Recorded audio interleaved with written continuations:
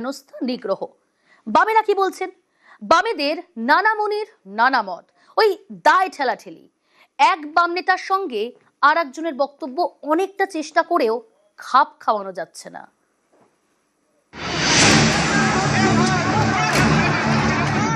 শুক্রবার বিকেল নিট প্রশ্ন ফাঁসের প্রতিবাদে ডাকা বাম ছাত্র সংগঠনের কর্মসূচিতে ধর্মতলায় চরম বিশৃঙ্খলা।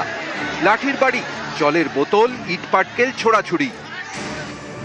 সাংবাদিক নিগ্রহে নিন্দার ঝড়। বামেদের কর্মসূচিতে বামেরাই ঘেটে খ। কিন্তু সোশ্যাল মিডিয়ায় মধুজা সেন রায়ের বক্তব্যের অর্থ কি? তিনি কি সংবাদ মাধ্যমকেই দোষারোপ করে নিগ্রহকে যথার্থ বলতে চাইছেন নাকি?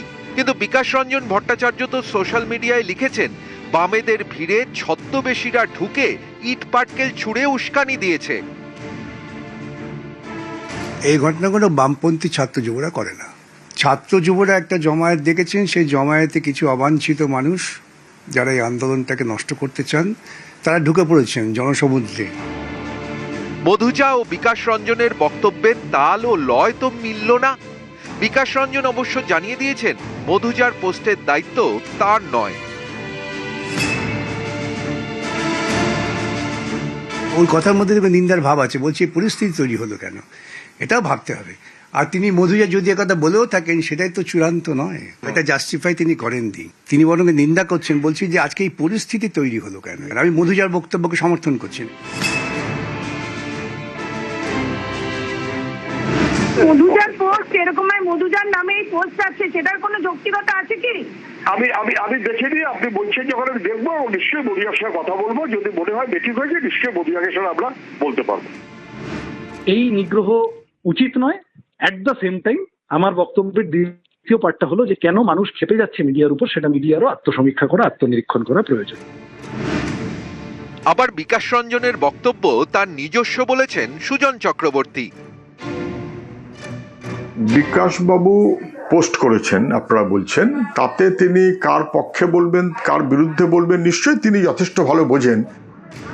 ইতিমধ্যে আবার শমিক লাহিড়ীর ভিডিও ভাইরাল হয়েছে।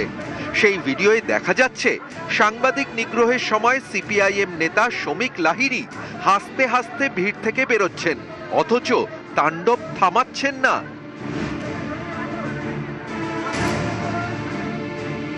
পেছনে সাংবাদিকরা মার খাচ্ছে। শমিক লাহিড়ীর একটা ভাইরাল ভিডিও এসছে যে উনি হেসে সামনে বেরিয়ে আসছেন, এটার কোথায় যৌক্তিকতা? শমিক লাহিড়ী নিশ্চিত করতে পারবে যে এজেন্ট প্রভোকেটর যারা, তারা অন্তত এই মিছিলের সঙ্গে থাকা লোকেরা নয়, সবিজ্ঞ নয় বলেই আমি বিশ্বাস করি। কোথাও একটা কাকতালীয় ভাবে কিছুকে মিলিয়ে দেবার কোনো প্রচেষ্টা হওয়াটা সমীচীন বলে যেন আমার মনে হচ্ছে না। আমরা নিন্দা করছি এজেন্ট প্রভোকেটর, তাদেরকে চিহ্নিত যদি কেউ করে তাতে কোনো অসুবিধা হওয়ার কথা নয়, বরং সেটা চিহ্নিত করাটাই স্বাভাবিক। তাহলে বোঝা যাবে যে মিছিলকে বদনাম করার জন্য একটা প্রচেষ্টা। শমিক লাহিড়ী পশ্চিমবাংলায় কোথাও কোনো সাংবাদিককে বা কেউ কাউকে মারামারি করছে, আপনি দেখাতে পেরেছেন, আমি আপনার চ্যানেলে গিয়ে কান ধরে উঠবোস করবো, আপনি সেটা লাইভ কভারেজ করবেন, আমি আপনাকে কথা দিচ্ছি। সাংবাদিক নিগ্রহ নিয়ে যখন বামেদের মধ্যে তালমিলের চূড়ান্ত অভাব, তখনই বিধানসভায় বিজেপির প্রতিবাদে তাল মেলালেন একমাত্র সিপিআইএম বিধায়ক মুস্তাফিজুর রহমান। তাকে কালো ব্যাজ পরানো হলে তা তিনি পরে নেন।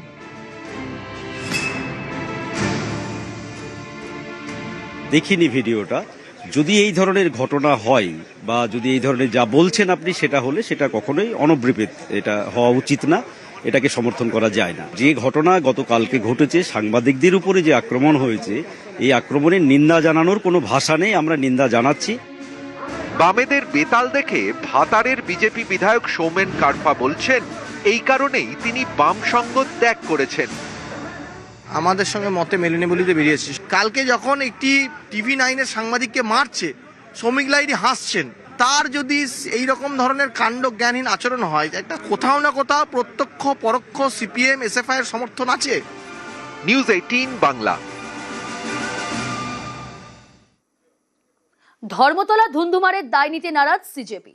শুক্রবার সাংবাদিক নিগ্রহের সঙ্গে যোগ খারিজ কক্রোচদের দাবি, বহিরাগতরা আন্দোলন হাইজ্যাক করেন, তারপরেই মিছিলে চরম বিশৃঙ্খলা বলে দাবি আটশোরাতে। আপাতত আর কোনো কর্মসূচি নেই বলেও জানিয়ে দিয়েছে সিজেপি।